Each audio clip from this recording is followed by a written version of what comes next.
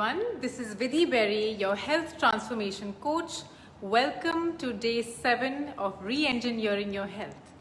Today, we're going to touch on an interesting topic since our journey so far has been all about your nutrition, your movement hacks, and your mindfulness. Today, I am going to get into a topic that's a little more than just what you should be eating every day. But before that, I want to ask all of you one question. I'm guessing all of you have at some point in your families or by yourselves owned some sort of vehicle, a car, motorcycle, scooter, and we'll just see the relevance of that in a minute. If you've owned any vehicle, what do you think you need to do to maintain it? If I start driving this and one day I find that my brakes are not working well, what should I have done to make sure that this situation doesn't arise? And what would happen if I didn't ensure that I knew that this was serviced? I need to make sure I wash my car every day. I need to make sure my car is serviced regularly. And I need to make sure everything is clean inside, outside. If I don't do all of these things, my experience, my comfort of driving, reaching from point A to B is compromised, and I have a situation where I'm driving and my brakes don't work effectively. Now you all know how dangerous that can be for you. So moving ahead, this car that you own is also your body. Your body that you need to clean every day, you need to wash every day, you need to maintain the internal, external hygiene, care, and you have to service it from time to time. What do I mean by service it from time to time? See, we've talked about so many things, fats, proteins, what I should eat every day, what are the correct grains, carbohydrates, fruits. So you might ask, what more should I do? I'm already working on all of this. Our mind is in a jumble with so many concepts and hacks. How do we need to service this further? That's more than I signed up for, right? But what if your brake doesn't work? That's life-threatening. So today I want you to bring you to an important concept that has existed in our culture from time immemorial through generations, but it's actually legitimized now because in 2018, a Japanese cellular biologist won the Nobel Prize for Physiology and Biology purely because he proved this beyond reasonable doubt. And what was this? He proved that our body has the ability to put on its own brakes when there is an accident about to happen. But that ability to put on those brakes will only come if the correct proteins are present in your T cells to act as inhibitors for those toxins to enter. And this was a revolutionary discovery by the scientists. Why? We've always known this, haven't we? Let's take a closer look. So, this Nobel Peace Prize signified one thing. If you allow your system's immunity to take over and give it the complete servicing and rest that it needs, it will have the brakes put on at the right time to reach the correct goals. And what are these brakes? How do I enable my body's immune system to put on these brakes? What do I mean by these brakes? How do I service my body? So I'm doing a perfect diet. I'm following all the steps that I gave you this whole week. Now, what am I supposed to do more? What I do more is simply follow what my grandmother and grandfather followed. They followed certain calendar cycles and they followed stop eating for a little while. Now you might say, oh my God, she's going to talk about fasting today. Yes, that's exactly what I'm going to talk about. We are in an era where intermittent fasting is in vogue. But I want to break it down to much more than that. What are the different ways that we have learned through Indian culture, through different sciences, and in practical life, what works for people and why it's absolutely essential. Every week, 2 weeks, month, everything that you own, including your vehicle, needs some amount of servicing. And your body is the number one thing that needs the servicing. So if you need this servicing, how best to go about it?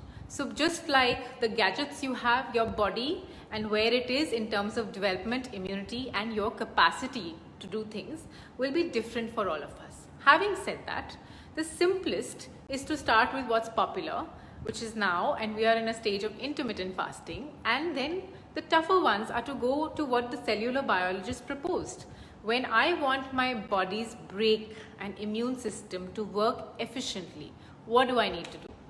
I need to let it be, not put anything else in there, so that the immune system starts to work and it starts to eat up the toxic cells. So that is the important part. We said make your body alkaline, add the neutral fats, have some lemon on top. We said all of that. But that's not enough to kill those toxic cells, the toxic sugars that are coming into your body. And this is revolutionary. Why? Because this discovery legitimizes fasting as a way to cure one of the top 3 diseases that are plaguing the world today, and that, you guessed right, is cancer. And unfortunately, it is not only something that you can get through any gene pattern or lifestyle. We are all at a 10 to 20% risk of developing this. And if we are, we need to be fortified with everything, not in our daily diets only, but in terms of having the immune system hacks to making ourselves ready to have that level of defense system working in our body. So how do we get this defense system activated? This is a slightly more serious topic today, but we all need to talk about it because the need of the hour is that we all get onto this. And you might ask that how come now, how come today? But the thing is that honestly, in the last 30 to 50 years, we have lost this intrinsic knowledge and the reasons for it. Before this, fortunately or unfortunately, it was built into every single person and family's system, from the eldest to the youngest, in the form of fasting, either for spiritual purposes, religious purposes, family festivals, whatever you call it. And that worked beautifully in terms of keeping the body's nutrition and immunological defenses in check. So if you don't have your inhibitors working for those toxic sugars to kind of be pushed away from your body, what is going to happen? Now, you have heard of your cells being such tiny microscopic round balls that we don't even see them. But what tends to happen is, as we continue to eat all our favorite foods, there are foods that have sugars that are foreign to the body, scientifically known as sialic acids. They are sugars that are foreign to the body. So you have sialic acids in the human being, and then you have foreign sialic acids, and these sialic acids will start to form a coating around each of your cells. So this tiny microscopic cell will suddenly have coatings around it, which makes it opaque, not permeable, transparent, translucent anymore. And the minute it starts to become opaque, you join and you join and you join, and a microscopic cell now becomes a large opaque substance like this. And I think we don't need to name, but we all know many names for these round ball-like substances that can occur anywhere in your body.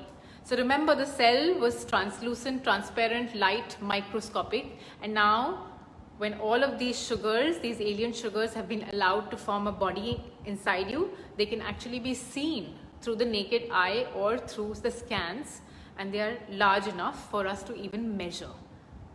So what have we done here? We have not made sure that our immune defenses are working.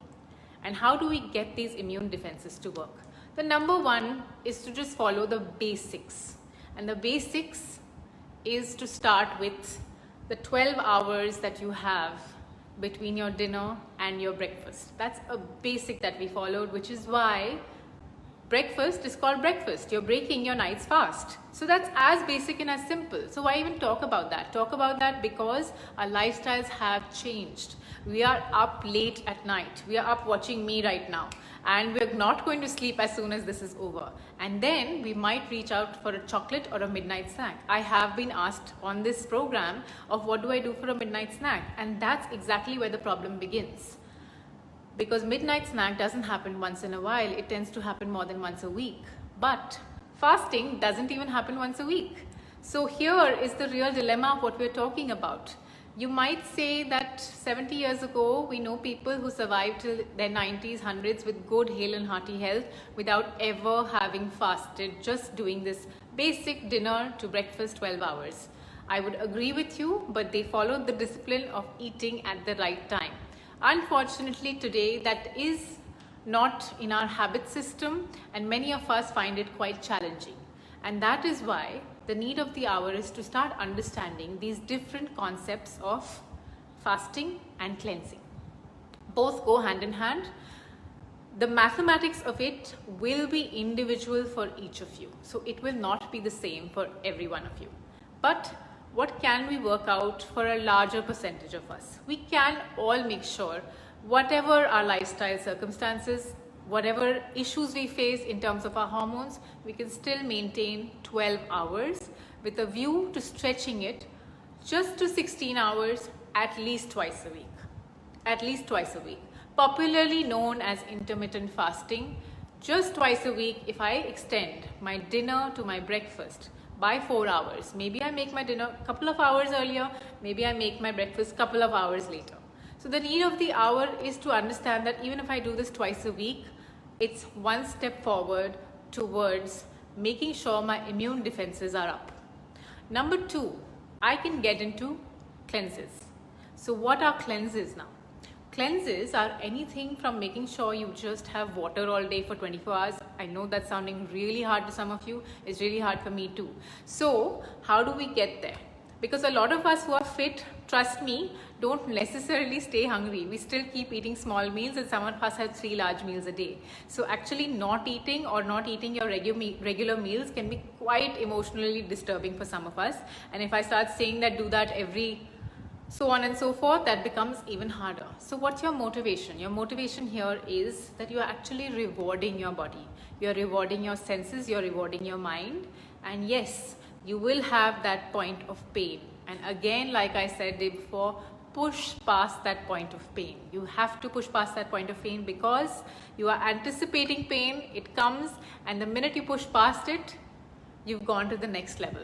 Just like an athlete. So I'm actually, through nutrition, making all of you more resistant, more willful, just like an athlete in your daily lives, whether you're sporty or not. And how do we do this? We start with a simple step of cleansing. Let's say we choose not to fast. You start with just drinking a whole lot of water, but you stay with the foods that are high in water content. So what are the foods that are high in water content? You all know it. They are fruits, lots and lots of fruits, completely uncooked. And they are pre-digested in nature, which means they don't need a whole lot of processing in your body. As long as you're empty, you can keep eating them. Then the next category is vegetables. So they're quite a large category, and in general, we always recommend an adult to have 60 to 70% of their diet. A regular, mild, exercising adult living in a city should have a 60 to 70% diet composition of fruit and vegetable. The rest is the protein, fat, carbohydrate composition. And fruits again have energy, sugar, carbohydrates in them. So for all those people who say, how am I going to function in my normal daily life, go to office, how am I going to exercise? You are getting the sugar, you are getting the carbohydrates. You can absolutely do a cleanse with a whole lot of fruits and a whole lot of vegetables. So let me give you a day in a cleanse. What does it look like? It is different from your diet, so you're not going to get a whole lot to have in terms of taste and flavors and salt and dessert and all of that. But if you switch your mind to just visualizing that I am pouring all of this cleansing stuff within myself, I'm still moving my mouth here and I am enjoying taste.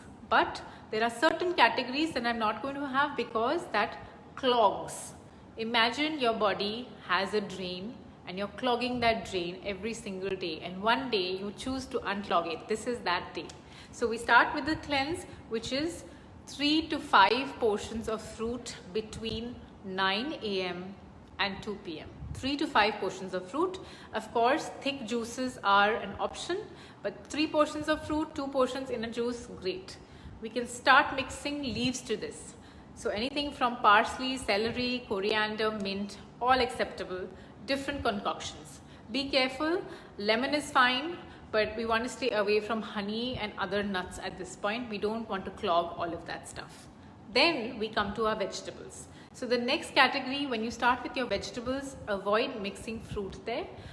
For starters, if you've never done a cleanse or a fast, you can try to include a few yams, sweet potatoes. It will absolutely work for you, and if weight is not an issue, it is absolutely a no-brainer. If weight is an issue, keep it on the lower side, and if you're doing this for weight loss purposes also, think about it again. But the first purpose of this is to get your immune system back and functioning and being completely ready as a warrior to fight any toxins that come in. So if we are going into our fruits and then into our vegetables, soups are great, vegetable juices which are nicely washed with hot water are great, or even just steamed sauteed. So you're still going to stick to 3 to 4 meals, but those meals are cooked as first raw fruits and then cooked as different kinds of vegetables. And the more raw you eat, if 50% of this cleanse diet is raw and 50% is steamed or boiled, that's when you're hitting the ideal point. Should I do this for one day? If you've never done it, yes, one day. But if you want to have long-term results and you never tend to cleanse and you tend to really clog yourself with a whole lot of dense fatty foods and toxic foods and a lot of sugars, this ideally should be done for at least 3 days. So at least 3 days. So all of you who followed the 3-day routine with all the exotic food can do it for one day. But all of you who couldn't stay within that and ate a lot more, maybe try it for 3 days. Yeah, so it's a cleanse that you can try for anywhere between 1 to 3 days. Going a little bit beyond that, so beyond that, what could we do? We can actually do half-day fasts every fortnight. Half-day fasts are much easier than you think, and you absolutely can hydrate yourself continuously with regular water, warm water, little bit of lemon water, and trust me, once you push past the point of pain. Now this push past the point of pain, what is the pain here? The pain is, if I don't get my cup of tea, I'm going to get a headache. A lot of people who have constant wind issues in their body, acidity issues like we talked about, have this mental makeup that if I don't eat, I'm going to get bloated, I'm going to get gassy. And you know what? You possibly will for the first 3 to 5 hours because your body is not used to this. You are expecting it. Your subconscious memory thinks, if I don't eat, this is going to happen to me. So it is going to happen to you. And you're going to possibly get a headache because all of that wind circulating in your body, you didn't eat anything, went in here, and now you're sitting with a headache, and you're probably going to curse me at that point. Stick there for 2 hours, distract yourself, get back to your chores, get back to your family, or get into a space of concentrated breathing practice. Anytime anyone has called me in that space where they are mentally cursing me and saying, you told me to do this, now what do I do? Simplest way of completely distracting your mind, telling your subconscious that it's okay, and actually physically taking the wind energy and circulating is pranayama. So that's your hack to going into cleansing. Do a simple pranayama. For those of you who are not initiated in any pranayams, keep it very simple.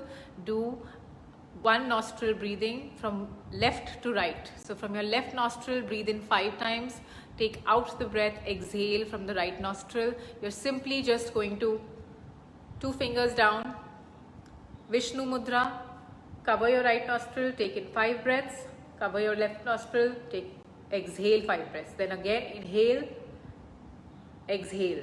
As simple as that, 5 to 6 breaths, keep it equal. No need to get advanced about it. Keep it as simple as that, but do repetitions. So this entire cycle at least 10 to 15 times. You will start recognizing that when you shift your attention from something like this, you automatically dilute your senses into experiencing a whole lot more. And because we are working with breath, anything that makes you feel like a disturbance of breath and air and wind energy in your body, things like bloating, headaches, acidity, will start to get regulated. Now, based on how long you do this practice, you start feeling better even faster. So it's a matter of pushing past pain. It's a matter of using this hack. Wherever you are, you can do this. You don't need space, and you don't have to care about people looking at you, because right now you're mostly isolated or with your family. Even if you're sitting in a traffic jam, you can do this. We're again not facing that situation. And if you're doing it in an office space, pranayama is absolutely highly acceptable as a practice anywhere. It doesn't disturb anyone. So please use this, because you can work and you can work out to a basic minimum level when you do a cleanse or a half day fast. So anyone who's already doing it and it's called Anulom Vilom, great. People who aren't doing it, make sure you start making this a practice on a daily basis, fix a time. But for when you are doing a cleanse or a fast, it becomes essential when you start feeling uncomfortable, because there is a time of day where you may feel uncomfortable because you're not used to this. So what do I propose now? I propose that you do two things. You do 2 intermittent fasts every week. This is not for weight management. It is not for any reason other than the fact that all of us, however disciplined we may be, 99% of us is going to choose to eat at least 2 toxic, sugar-loaded or fatty fried substances which are not neutral or alkaline. And if we are doing that, then we owe it to ourselves for 2 days to give it just those 4 extra hours from the 12 hours between your dinner and your breakfast to do that little bit of what happens there. It's repair, regeneration and healing. Yesterday we talked about how proteins have a role in repair and regeneration. Not eating anything, proteins, fats, carbs, zipping is also important. And remember, when you zip it up at that time, you also zip up talking. You just go within into your inner space of meditation, chores or something that requires a lot of concentration and focus. And for people who absolutely can't deal with it, please go to sleep.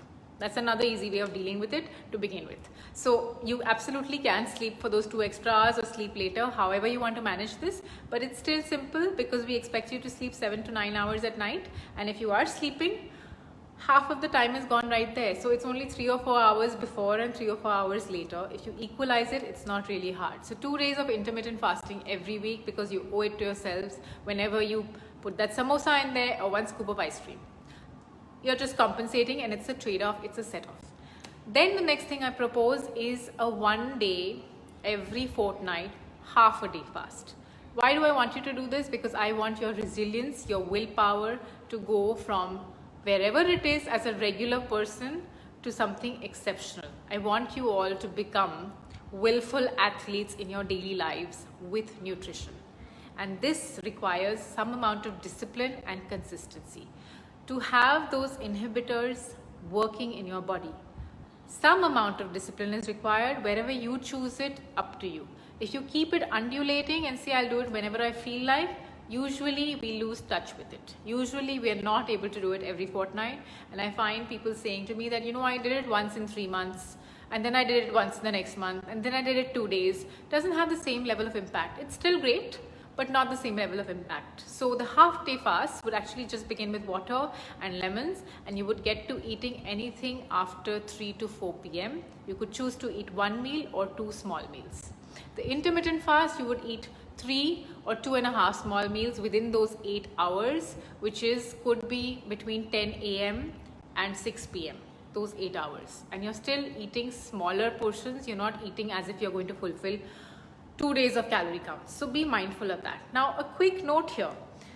When I grew up, I saw a lot of cousins, aunts, grandmas, when they were doing these fasts, which were apparently religious fasts based on the lunar cycle, which by the way also have a scientific basis for that, but no one could explain what was going on. And what I saw them eating? I saw them eating a lot of the water chestnut rotis and a lot of potatoes and fried sago or sabudana cutlets, frittatas, and a whole lot of stuff which had less salt, but it seemed like a hearty meal to me. And I was like, what kind of fast is that? They're like, no, we're cleansing, we're eating different meals. So yeah, those are lighter cleansing foods, but you're still not really cleansing if you're eating constantly through the day. So I need to request all of you to not follow those patterns, because somewhere that got diluted in the last 30 to 50 years. Go back to the essence and catch on to what we have discovered and proven in the last 2 years with science. And it is a great amalgamation of tradition and science to rediscover that our body has the power to heal itself. We just have to unlock it. So in unlocking this, we need to do our intermittent fast twice a week of 16 hours. We need to do a fortnightly fast. For those of you who have been fasting, do a full day fast, just eat dinner. For those of you who haven't, go from an intermittent to at least a fortnightly 1 half-day fast. And then where does the cleanse fit in? The cleanse ideally should be, now you're going to say I'm being really pushy, but once a week at least. You get to eat all that you want in terms of fruit and vegetable, but nothing more. No extra condiments there, and definitely no pickles or achars. Very simple, basic flavors. You may ask me, can I cook in cumin seeds and the regular turmeric that we have in India and rock salt? Absolutely fine. That much basic flavor, fine. But not much more than that, not frying all of that. So keep it very, very basic and simple. And that would be 3 meals. You're still eating, you're still getting your calories, but you're giving your stomach a break from the toxic foods. So there are 3 versions of the fasts and the cleanses today that I've spoken to you. We are going to share with each other, just like we've been sharing recipes, which I'm so happy that you're doing for me, and questions that are constantly coming up, that we need to start sharing how are we going to implement this together. I have many ideas, but I've been doing this for a while. So my taste buds don't really crave a whole lot of different things, but your taste buds might. You might just be like, this is really hard. So I would urge you to connect to that little diagram colored by my children where I showed you my tongue. And in that tongue, we had sweet, pungent, sour, salty, astringent. Fulfill all of those taste buds through your fruit and vegetable. That's the meal plan you need to make for that once a week if you choose to do it. If you choose to do it once a month, but definitely not less than that. If you're less than that, you're really not turning back the immune system switches that I'm asking you to.